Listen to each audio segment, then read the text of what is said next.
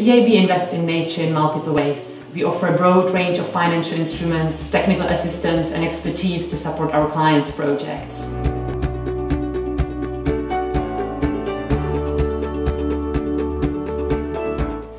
One example is the National Capital Financing Facility, the NCFF, a dedicated instrument to support biodiversity and nature-based solutions in Europe.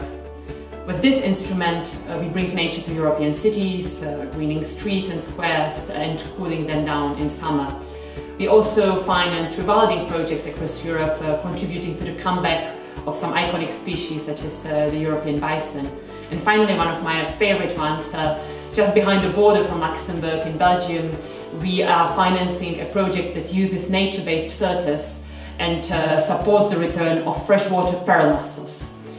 At the EIB, with this NCFF instrument, we are providing a proof of concept that nature-based solutions can be bankable and that there is an opportunity for investors to get involved for the financial profit, but also for the benefit of nature that we all depend on. One of the main difficulties to invest in biodiversity and nature-based solutions projects is the lack of experience and track record on funding such projects in the form of financial investment. Traditionally, biodiversity conservation has been financed through grants or through public or philanthropic funding, and there is a lot to learn in terms of developing a strong enough business case for mainstream investors to come in. And this is coupled with an additional barrier, namely the typically small size of the project. Nature-based solutions are very local, often quite inexpensive to implement, and again making it rather unattractive for the typical investor. And finally, nature-based solutions require locally adapted solutions.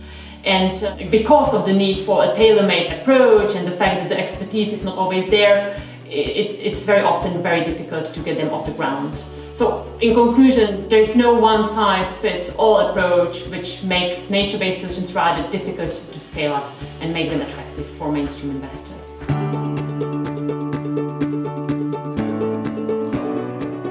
In recent years, we have started to develop a more systematic approach to integrate nature-based solutions into our operations. Based on the experience from NCFF, we started to identify components that can be delivered through nature-based solutions and systematically integrate them into our infrastructure operations. For example, when financing urban development, we can integrate green and blue infrastructure measures as part of a larger urban investment framework or a social housing scheme. And this is the case in Athens, in Greece, where we are financing integration of green infrastructure components as part of Athens' climate resilience strategy to 2030, or the Polish city of Szczecin, where we are supporting extensive greening measures in a number of social housing units in the historical center of the city.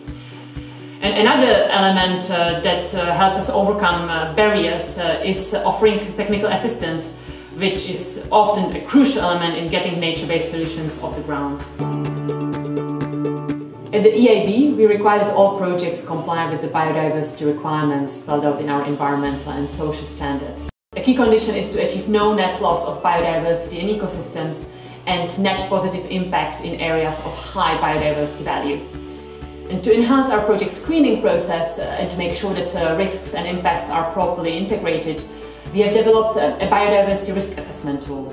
And now we are committed to work closely with stakeholders, including NGOs, peer institutions, the European Environment Agency, to develop a biodiversity footprinting methodology to better assess and quantify the impacts on biodiversity in our projects. And finally, we are also analyzing how to integrate biodiversity and ecosystem externalities into our economic analysis. And this work is absolutely crucial in order to properly assess the value of natural assets and related ecosystem services and to prevent the loss of natural capital in the areas of EIB's operations. It's easy to forget, but we all depend on biodiversity and healthy ecosystems for our very own existence. Nature gives us the basic building blocks of our society, the soil that gives us food, the fresh water we drink, and the air that we breathe. Take pollination. Globally, crop pollination is estimated to contribute an equivalent of 150 billion euros per year, a value that is created at very low costs. Recognizing these interlinkages, biodiversity is also one of the cornerstones of the Sustainable Development Goals framework.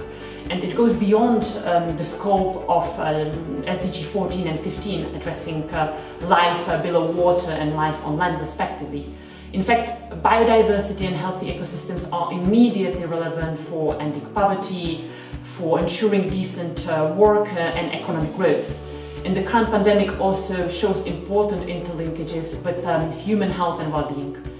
At the EIB, we tackle biodiversity in an integrated manner, looking into both the synergies and impacts on other parts of development.